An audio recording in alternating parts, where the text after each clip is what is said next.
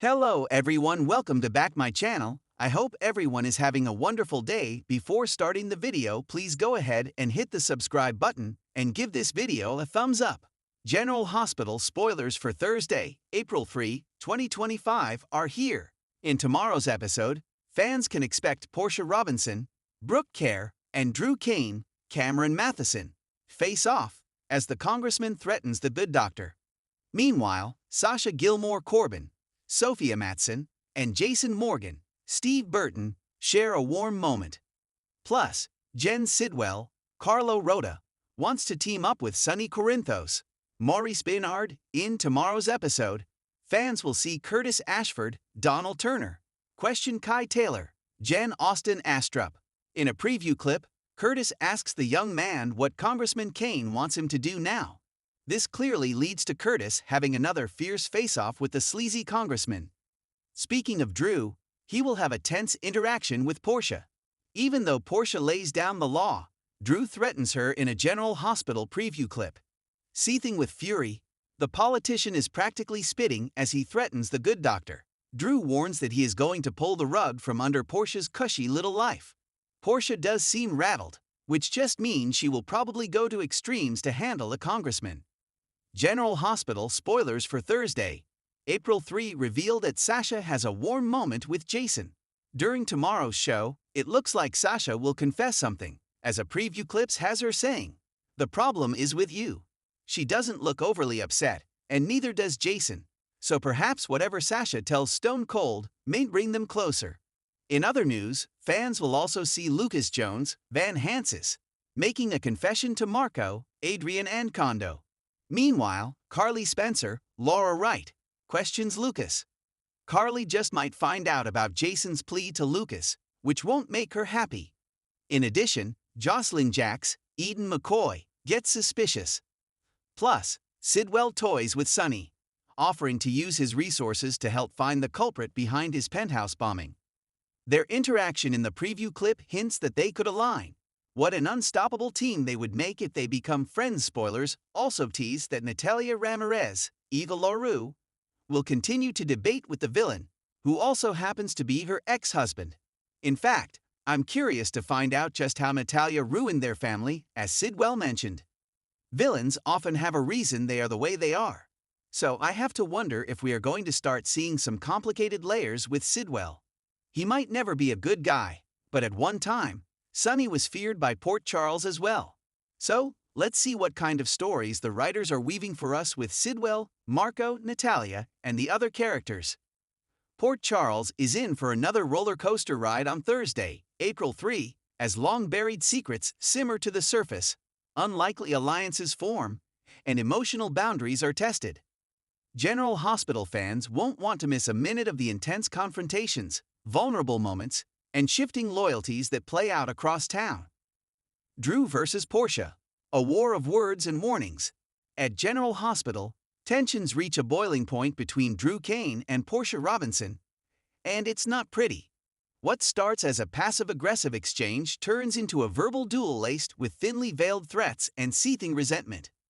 Drew, who's been increasingly at odds with Portia ever since she tried to block Curtis from investing further in Aurora, corners her in the hallway just outside Curtis' therapy room. With that familiar smirk and arms folded tightly across his chest, Drew leans in and delivers a pointed jab. "Still trying to control every man in your life, Portia? Or is it just Curtis you don't trust?" Portia, never one to back down, fires right back. "What I don't trust is a man who reinvents himself every 6 months and expects the world to follow blindly." She accuses Drew of using Curtis as a pawn to stroke his own ego, warning that Aurora's business dealings may not be as transparent as he makes them out to be. Drew taunts her further by implying that if she keeps pushing, she might just push Curtis right out of her life. Curtis is a grown man. Maybe it's time you stop treating him like one of your patients, or worse, like Trina. Portia's face tightens, but she doesn't flinch. Instead, she throws back a warning of her own. "If Curtis gets burned, you'll answer to me. And trust me, Drew, you're not the only one who knows how to play dirty." With words like that flying, it's clear this battle is far from over. Sasha and Jason share a quiet moment, with sparks. Elsewhere in Port Charles, a rare moment of calm takes place between Sasha Gilmore and Jason Morgan. A pairing no one saw coming, but one that might just be brewing something unexpected. After dropping off a donation at the Jerome Gallery fundraiser, Sasha finds herself alone on the docks, watching the water quietly and fiddling with her necklace. Jason, fresh from a quiet meeting with Dex, notices her and approaches, reluctantly at first. "You okay?" he asks in that low, steady tone that's become his signature. Sasha shrugs. "Do we ever really know if we're okay?" She smiles faintly but doesn't turn to face him. "I used to think the worst thing in the world was grief.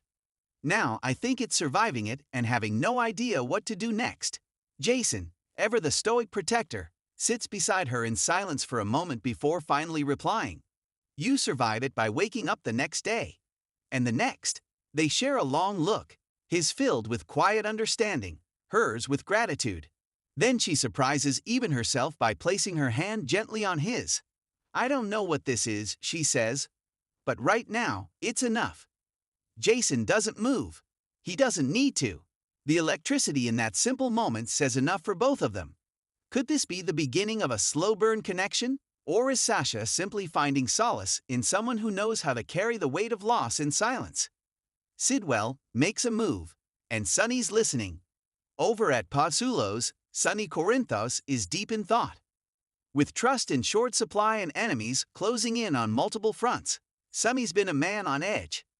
So when John Jagger Sidwell makes an unexpected appearance with a business proposition, Sonny raises an eyebrow and his guard. "Sidwell," Sonny grunts as he sets down his espresso.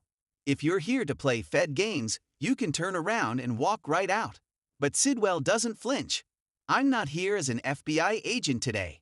I'm here as a man who wants the same thing you do: order." The two men sit down, circling each other verbally like sharks. Sidwell outlines a scenario in which the recent violence in Port Charles, the warehouse bombing, the Eastern Corridor gun smuggling, wasn't orchestrated by the usual suspects. There's someone else in the game now. Someone who isn't playing by any code, old or new. Sonny narrows his eyes. "You're saying there's a wild card, and you want me to help you neutralize it?" "I'm saying," Sidwell replies coolly, "that we can both either keep losing ground, or we team up and take it back. It's an alliance no one expected." Sonny may not trust Sidwell, but he understands the enemy of his enemy might just be useful, at least for now. Their handshake is tentative, but it's enough to send ripples across the underworld of Port Charles. Curtis confronts the fallout. Meanwhile, Curtis Ashford has his own reckoning to face. After overhearing part of Drew and Portia's spat, he confronts both of them later, separately. He first tells Portia that while he appreciates her concern, he can make his own decisions. "I need space, Portia," he says quietly, "to figure out who I am now. Not who I was before the shooting. Not who you want me to be." Portia's eyes well up, but she nods. "I just don't want you getting hurt." Curtis sighs. "The only thing that's really hurting me is feeling like I'm stuck between two people I care about." Later, Curtis meets Drew in the gym and throws him a towel. "If you're gonna go to war with my wife, just make sure you're not dragging me into it." Drew nods. "Fair enough. But I won't apologize for calling out what I see."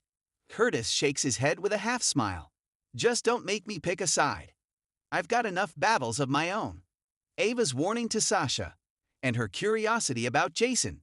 Back at the Jerome Gallery, Ava watches Sasha from across the room with a mixture of concern and curiosity. She eventually approaches, casually complimenting her on the necklace and recent work on the charity committee. But the tone shifts quickly.